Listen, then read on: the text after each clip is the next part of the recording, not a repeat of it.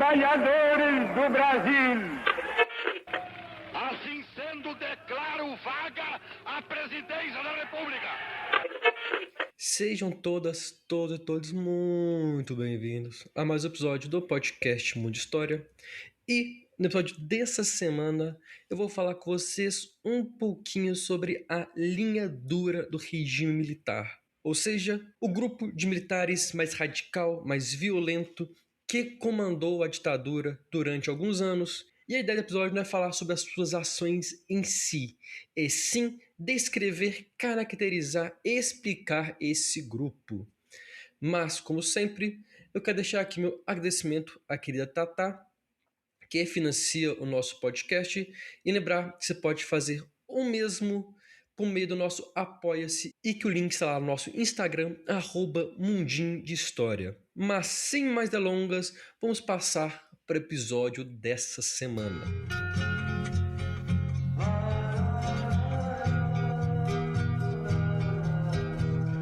Com o sucesso do golpe de 64, a deposição de João Goulart e a ascensão dos militares ao poder, ficou ou caiu nas mãos das Forças Armadas decidir o novo presidente, sendo o general Humberto Castelo Branco o candidato natural, tendo inclusive e sendo que o Congresso confirma a sua eleição em 11 de abril, cerca de 10 dias depois do golpe de Estado.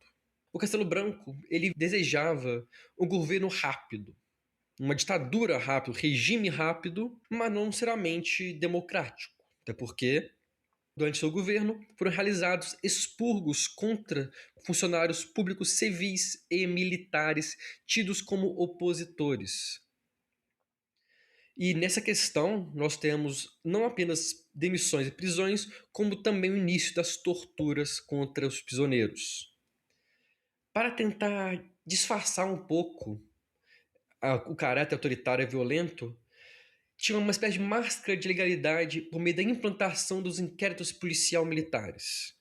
Para o Hélio Gaspari, esse inquérito, toda essa perseguição, apenas demonstrava que a perseguição contra a esquerda, contra esquerdistas, contra opositores, passaria a ser feita de dentro da própria máquina estatal. E máscara da legalidade, porque teoricamente os inquéritos serviriam para investigar, buscar detalhes sobre situações, sobre crimes, mas na prática era apenas uma desculpa para realizar uma caça às bruxas. E aí vem uma questão interessante. O expurgo de militares causou um vácuo de poder, o que levou a uma corrida pelos cargos e uma disputa. Porque de um lado nós tínhamos os castelistas, um grupo mais moderado de militares que desejavam um regime que limpasse o Brasil, mas fosse algo mais curto. E do outro lado, um grupo mais revolucionário, mais violento, que ficaria conhecido como linha dura. Inicialmente, os militares não adotavam o termo linha dura. Ele foi criado por jornalistas e analistas da década de 60, e inclusive era apontado até mesmo nem como aliados ao regime, mas como militares inimigos. O próprio SNI, o Sistema Nacional de Informações, o braço central do nosso sistema e o monstro, como era chamado, que foi extremamente importante para a violência da ditadura, chegou a considerar os militares como oponentes do regime. Oponentes esses que o Hélio Gaspari define como ultra-revolucionários, sendo que eles apenas adotaram efetivamente o termo linha dura para se descrever em 1965, quando realizaram uma fala ao Congresso Nacional defendendo a linha dura como guardiã da Revolução. A Revolução era como eles chamavam o golpe de Estado. Para Stirio, então, ser linha dura é sinônimo de ser opositor a Castelo Branco. Em 1965, ocorreram as eleições estaduais que contaram com resultados negativos para o regime, mas que mesmo assim foram aceitos por Castelo Branco. Algo que desagradou extremamente a linha dura, que ameaçou até mesmo derrubar o presidente. A saída foi publicar o Ato Institucional número 2, o ato que acabou com o pluripartidarismo no Brasil, permitia apenas dois partidos: o partido governista Aliança Renovadora Nacional, a Arena, e o partido de oposição, que era o MDB, o Movimento Democrático Brasileiro. Ao mesmo tempo, passou a exigir, a determinar eleições indiretas para presidente e vice-presidente, ou seja, quem iria eleger seria o Congresso Nacional, não mais o povo, e a eleição não poderia ser secreta, o voto, melhor dizendo, não poderia ser secreto. Portanto, o ato inconstitucional número 2 é uma conquista da linha dura. Primeiro porque acaba com a ideia de um regime moderado, já é um passo em direção ao radicalismo, ao mesmo tempo é o fim da ideia de um regime curto. Nessa questão é muito importante, porque fortalece não apenas o regime, mas como o prolonga. O Hélio Gaspari comenta que a linha dura conseguiu também que os crimes políticos não fossem julgados pela justiça comum, e sim pela justiça militar, o que permitia um controle maior sobre a justiça por meio dos militares. Ou seja, nós já sabemos então que a linha dura eram militares, opositores ao Castelo Branco, ao castelismo, ultranacionalistas, ultra-revolucionários, bem mais violentos e desejavam um regime bem mais forte, bem mais extenso. A Shirio, que eu citei há pouco, coloca que esse grupo, a linha dura, emite, abre aspas, um discurso de extrema-direita, nacionalista e, de certa forma, reformista, fecha aspas, com duas exigências principais: o expurgo contra opositores, sem seguir o ritmo legal, com, por exemplo, o uso da violência, e medidas econômicas de caráter nacionalista.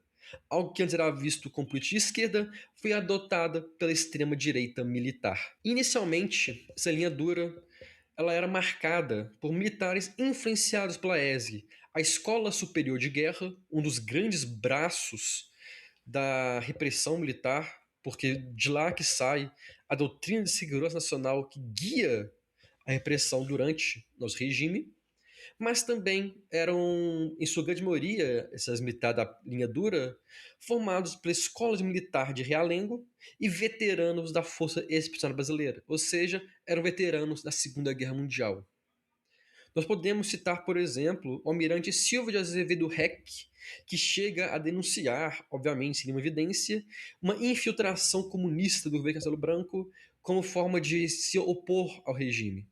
Um outro exemplo era o general Olímpio Júlio de Oliveira Mourão Filho, que não apenas foi um dos líderes do golpe de Estado, mas também o criador do Plano Cohen, que o Vargas usa lá em 1937 para o seu autogolpe, alegando uma ameaça comunista, e instala o Estado Novo no Brasil, a ditadura varguista.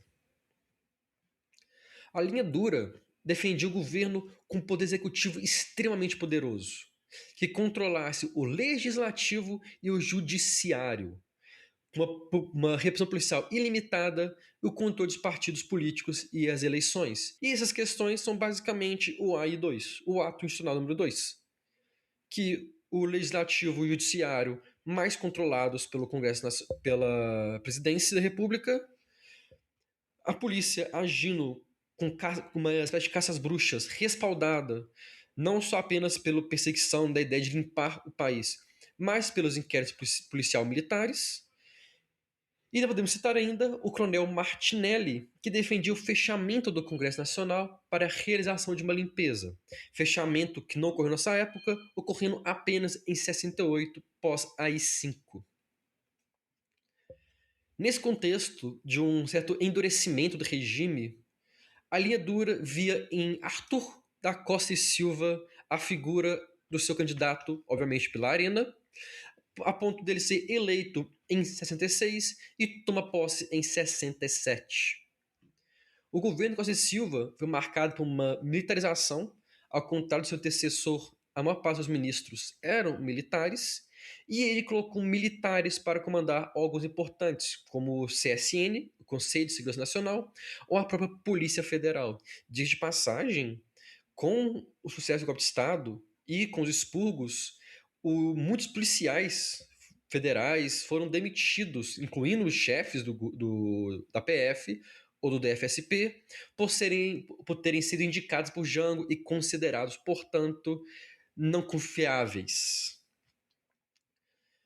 Mas, para falar da linha dura, nós temos que falar do símbolo, não apenas da linha dura, mas da repressão do Brasil. O AI-5, o golpe dentro do golpe. O ato institucional número 5, que suspendeu o habeas corpus e determinou recesso por tempo indeterminado do Congresso Nacional. Não é à toa que foi durante o tempo da linha dura no poder que o Brasil presenciou os anos de chumbo e o fortalecimento da violência estatal. Eu não vou aqui aprofundar muito, porque não é a ideia desse episódio, sobre como foi a repressão. Para isso, eu indico, para quem queira conhecer, escutar um episódio que eu falo sobre o DOI-CODE / OBAN, sobre o DOPS e sobre a doutrina da segurança nacional. E quem quiser algum programa mais geral, eu tenho um episódio do ano passado, de abril do ano retrasado, de abril de 2024, quando eu falei um mês inteiro sobre a ditadura militar. Eu tenho episódio que fala inteiramente apenas sobre a repressão. Eu também tenho episódio sobre a polícia política, então eu tenho muita coisa para falar. Por que eu digo isso? Porque a ideia desse episódio, como eu falei lá no começo, não é falar sobre repressão em si, é mostrar, caracterizar esse grupo que foi a linha dura. Mostrar como a ditadura poderia ter sido um pouco mais rápida e talvez um pouco menos pior, se é que posso colocar assim, mas um grupo de militares não permitiu. Os militares que queriam e um regime que estivesse disposto a agir de forma truculenta, de forma violenta, de forma até mesmo ilegal para garantir os seus objetivos, a dita defesa da nação e a limpeza contra os inimigos do Brasil. Um grande exemplo, inclusive, dessa questão é o ministro Silvio Frota, que eu falei com ele há um tempo atrás, que eu falei dele um tempo atrás, porque lidera uma tentativa de golpe dentro da ditadura militar. E eu posso citar, nesse grupo também de linha dura, o ministro Silvio Frota. Ele era abertamente contra a abertura política que se iniciou no Brasil durante a década de 70, porque ele acreditava que a luta contra a subversão deveria ser eterna. Ao mesmo tempo, acreditava, uma certa teoria da conspiração, posso colocar assim, que havia uma ideia de destruir a revolução por dentro da revolução, ou seja, haviam forças internas do governo que queriam acabar com o regime militar, com a revolução. E esse grupo, e o Frota liderava, era o líder, o nome principal, de um grupo que acreditava nessas ideias contrárias à abertura, que a Shiryu chama da segunda linha dura. Eles eram uma nova geração de militares, mas que se conectavam com a primeira geração por serem autoritários, extremamente nacionalistas e acreditarem que estavam defendendo o Brasil contra o comunismo. Ou seja, independente da época, independente do período, independente do grupo, a linha dura tinha essas três características essenciais: autoritarismo, o que vem junto da violência, o nacionalismo e a defesa contra o comunismo, que novamente vem junto da violência, já que a ideia de proteger a nação, seguindo a doutrina de segurança nacional, foi muito marcante ao permitir, ao estruturar, ao guiar a repressão, ao guiar as ações das polícias, dos militares, dos órgãos de informação no combate ao comunismo, que na verdade é uma desculpa para investigar, prender, torturar, matar, eliminar, desaparecer com pessoas tidas como inimigas do regime, sejam elas culpadas ou não. O objetivo desse episódio era explicar sobre a linha do regime, quem eram e o que queriam. Novamente, destaco que, conhecendo o passado, temos ferramentas para impedir, ou pelo menos tentar impedir, o retorno de regimes autoritários e violentos. Como diria o eterno Ulisses Guimarães, temos ódio à ditadura, ódio e nojo.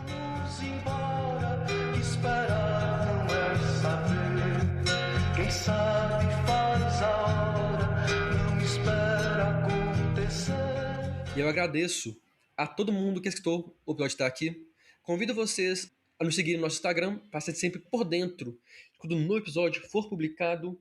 E lembro ainda que lá no nosso Instagram você encontra o nosso Apoia-se para você que tem interesse e condições financiar nosso podcast com valor mensal, que ajuda a manter o programa no ar.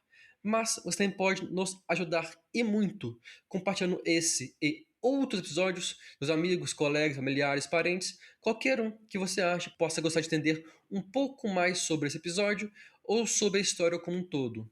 No mais, espero ter gostado do episódio, espero ter achado interessante e vejo vocês na próxima semana. Um grande abraço e até lá. Nos quartéis lhes ensino